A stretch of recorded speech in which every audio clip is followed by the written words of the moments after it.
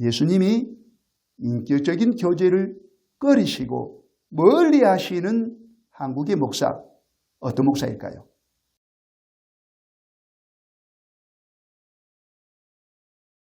본문은 바리새인 몇 명이 와서 예수님과 대화하는 장면입니다. 바리새인 하면 여러분은 어떻게 생각하십니까? 아마 대부분이 위선자다 이렇게 알고 계실 것입니다.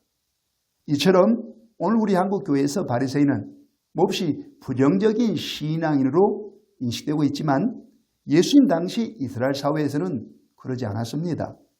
당시 이스라엘 사람들은 바리새인을 믿음이 아주 좋은 신앙인으로 알고 있었습니다.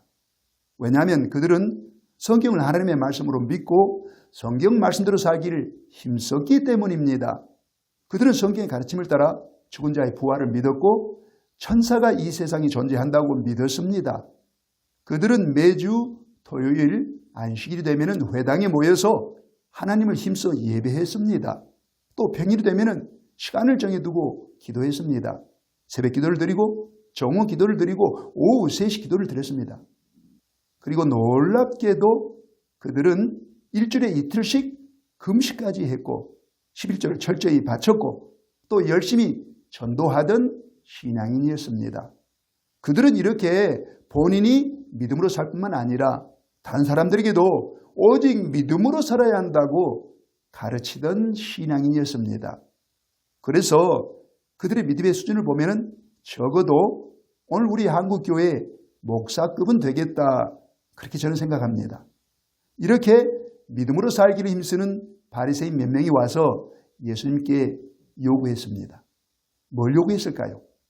11절 말씀을 보시면 하늘로부터 오는 표적을 구하거늘 당신이 하나님의 아들이거든 하나님이 당신을 이 땅에 보내셨다는 증거로 표적을 보여달라, 기적을 보여달라 이렇게 요구한 것입니다. 그들의 이 요구에 대해서 예수께서 어떻게 응대하셨을까요? 12절 말씀을 보시면 내가 진실로 너희에게 이르노니 이 세대에 표적을 주지 아니하리라. 표적을 주지 않겠다는 거예요. 예수님은 대놓고 그들을 거절하신 것입니다. 그뿐만이 아닙니다. 13절 말씀을 보시면 그들을 떠나셨습니다. 예수님은 그들의 면전에서 뒤돌아 가버리신 것입니다. 그들을 인격적으로 교제할 상대로 여기지 않고 상대할 가치가 없다고 판단하셔서 그런 행위를 취하신 것입니다. 오늘 우리 한국교회 일부 목사에 대해서도 예수님은 이와 같이 대하실 것이라 저는 확신합니다. 예수님이 인격적인 교제를 꺼리시고 멀리 하시는 한국의 목사, 어떤 목사일까요? 먼저 예수님을 힐난하는 목사입니다. 11절 말씀을 보시겠습니다. 바리새인들이 나와서 예수를 힐난하며 그 바리새인들이 예수님에게 와서 예수님을 힐난했습니다. 여러분, 힐난이 어떤 행위일까요? 우리말 성경에 힐난하다로 번역된 헬라의 동사는 수이제 테오인데 또 다른 뜻이 있습니다. 그 뜻은 트집 잡다입니다. 바리새인들이 예수님에게 와서 트집을 잡은 것입니다. 그런데 엄밀한 의미에서 그들은 예수님을 트집 잡아서는 안 될 사람들이었습니다. 왜냐하면 그들이 예수님에게 나오기 전에 그들은 예수님에 대해서 이미 잘 알고 있었기 때문입니다. 그들은 예수님에 대해서 많은 지식을 갖춘 상태였어요. 그들이 알고 있는 예수님은 한마디로 표현하면 기적을 행하는 분이셨습니다. 예수님은 많은 귀신을 내쫓고 계셨고 많은 병자들을 치유하고 계셨고 많은 장애인을 고치고 계셨습니다. 또 예수님은 말씀 한마디로 광풍과 거친 바다를 잔잔하게 하셨고 예수님은 갈릴리 바닷물 위를 직접 걷기까지 하셨습니다. 그 모든 것이 기적이 아닙니까? 바리새인들은 자기 주변에 그 기적을 봤던 목격자들을 많이 두고 있었기 때문에 그 사실을 부정할 수 없었습니다.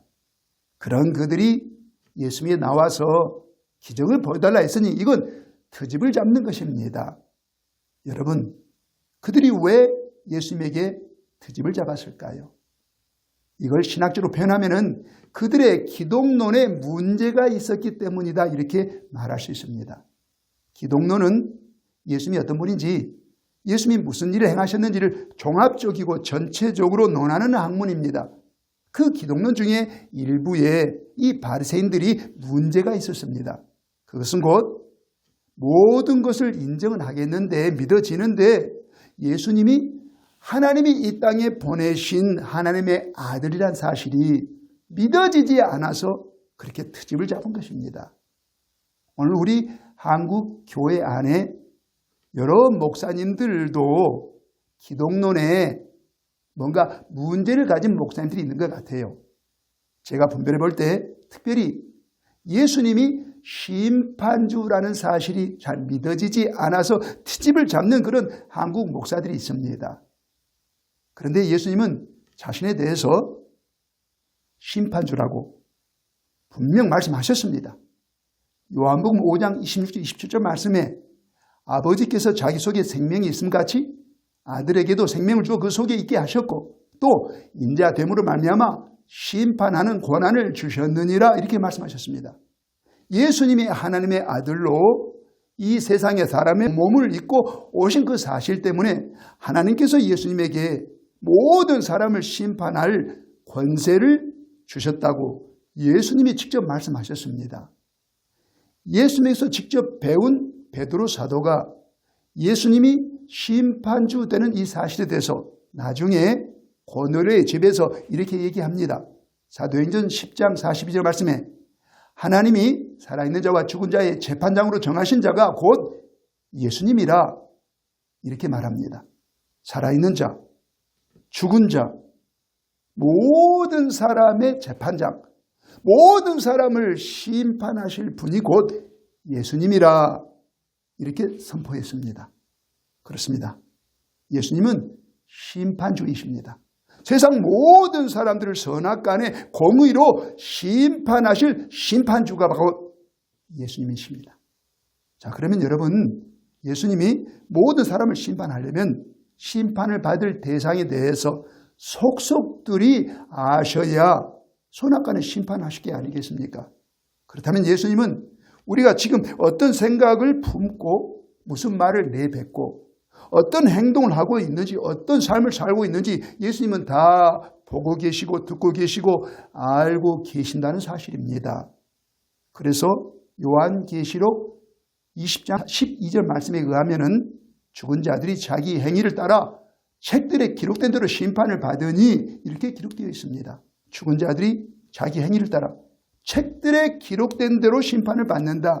이 말씀은 곧 우리가 생각을 품고 우리가 말하고 우리가 어떤 행동을 할 때 그 모든 것이 실시간으로 하늘에 있는 책에 기록되고 있다는 사실을 의미합니다.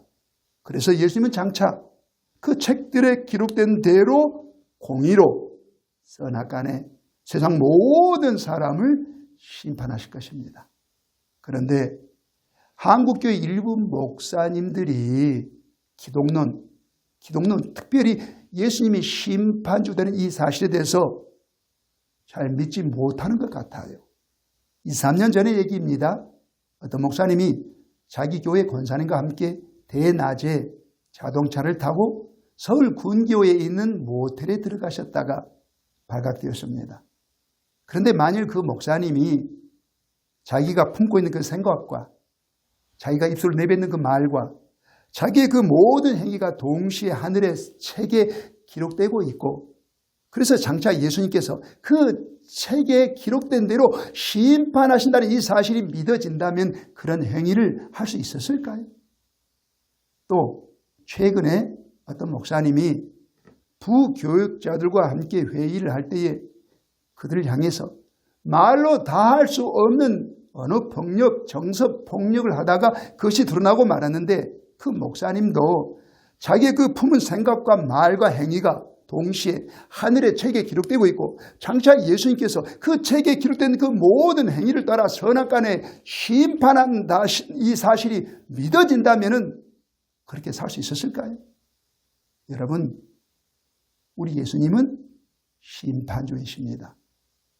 우리의 모든 생각, 우리의 말, 우리의 모든 행위가 장차 예수님에게 심판받게 될 것입니다. 그러면 우리가 어떻게 살아야 할까요? 또 두 번째로 예수님이 인격적인 교제를 꺼리시고 멀리 하시는 목사는 어떤 목사일까요?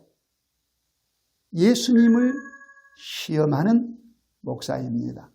11절 말씀을 다시 보시겠습니다. 바리새인들이 나와서 예수를 힐난하며 그를 시험하여 하늘로부터 오는 표적을 구하거늘 그 바리새인들이 예수님에게 와서 예수님을 시험했습니다. 우리말 성경에 시험하다로 번역된 헬라어의 동사는 페이라조인데 이 동사가 마태복음 4장에서도 사용되고 있습니다. 예수님이 광야에 가서 40일 금식한 후 몹시 줄이셨습니다. 바로 그때 그 틈을 타서 마귀가 나타나 예수님을 세 차례 시험했습니다. 이때 사용된 동사가 페이라조입니다. 마귀는 예수님을 쓰러뜨리기 위해서 예수님이 하나님의 일을 하지 못하게 만들려고 나타나서 시험했던 것입니다. 마귀는 마귀의 일을 했던 것입니다.